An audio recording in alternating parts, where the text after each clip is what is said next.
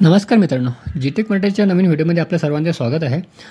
तर एक महत्त्वाचा व्हिडिओपैकी हा एक व्हिडिओ असणार आहे. आपल्या बऱ्याचशा लोकांच्या उपयोगाचं असं रेशन कार्ड, त्याबद्दल हा व्हिडिओ असणार आहे.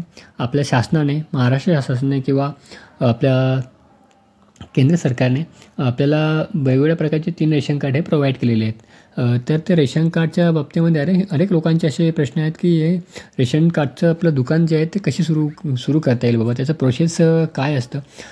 तर त्याचबद्दलचा हा एक महत्त्वाचा व्हिडिओ असणार आहे. माझ्या माहितीनुसार जी माहिती मला मिळाली त्यानुसार आपण हा आजचा व्हिडिओ तयार करतो आहे. कदाचित कमी असू शकते, जास्त असू शकते, पण जेवढ्या माझ्या माहितीनुसार हा व्हिडिओ असणार आहे. आपण रेशन कार्डचं दुकान कसं ओपन करू शकतो, त्यानुसार त्याची प्रोसेस काय असते ते आपण आजच्या व्हिडिओमध्ये बघणार आहोत.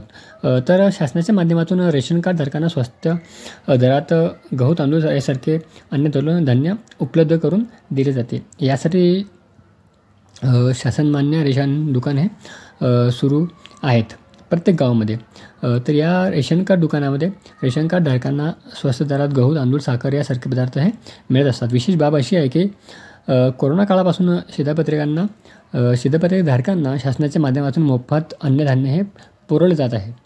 दरम्यान आज आपण रेशन कार्ड जे दुकान सुरू करण्यासाठी कोणकोणते डॉक्युमेंट आपल्याला लागतात आणि त्यासाठी कुठली पात्रता असायला पाहिजे याविषयी थोडक्यात पाहण्याचा प्रयत्न करूया. खरं तर अनेकांच्या माध्यमातून रेशन कार्ड सुरू करण्याबाबत विचारणा केली जात होती. त्याच संदर्भात हा व्हिडिओ असणार आहे. त्यासाठी पात्रता आणि डॉक्युमेंट कोणकोणते लागतात, त्यासाठी परवाना असतो, त्यासाठी अर्ज कसा करावा यासाठी महत्त्वाचे प्रश्नसुद्धा आपण या व्हिडिओमध्ये बघणार आहोत. तर आपल्याला मिळालेल्या माहितीनुसार रेशन कार्ड दुकान सुरू करण्यासाठी काही कागदपत्रांची पूर्तता करावी लागते. यात आधार कार्ड, घर टॅक्स पावती, सातबारा, मालकीपत्र, गटाचे वार्षिक लेखेजोखे, तपासणी केल्याचा अहवाल, ग्रामसभेचा ठराव, दुकान मागणीपत्र, गट स्थापन केल्याचे नोंदणीपत्र, गुन्हा दाखल नसल्याचा दाखला म्हणजे शपथपत्र असते ते. यासारखे महत्त्वाचे डॉक्युमेंट आपल्याला यामध्ये लागत असतात. मात्र इथे एक गोष्ट लक्षात ठेवण्यासारखी आहे की कागदपत्रांमध्ये तुमच्या जिल्ह्यानुसार वेगवेगळा बदल हा होऊ शकतो. त्यामुळे कागदपत्राविषयी सविस्तर माहिती जाणून घेण्यासाठी एकदा आपल्या जवळच्या पुरवठा विभागाला नक्कीच भेट द्या. तर रेशन कार्ड सुरू करण्यासाठी पात्रता कोणत्या असतात त्याविषयी आपण बघूया.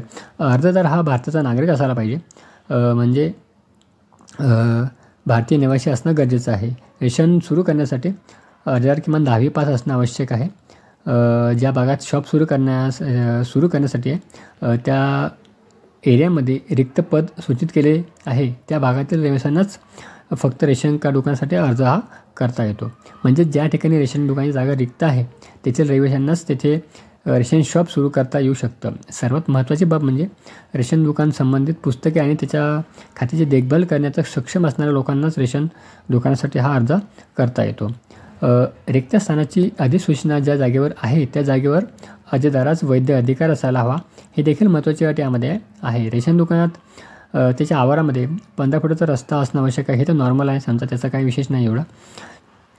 आणि तिथं नागरिक सहजरित्या येऊ जाऊ शकतील अशी जागा असणं आवश्यक आहे. तर ही नॉर्मल माहिती आपण बघितली. यासाठी असं विशेष काही नाही आहे.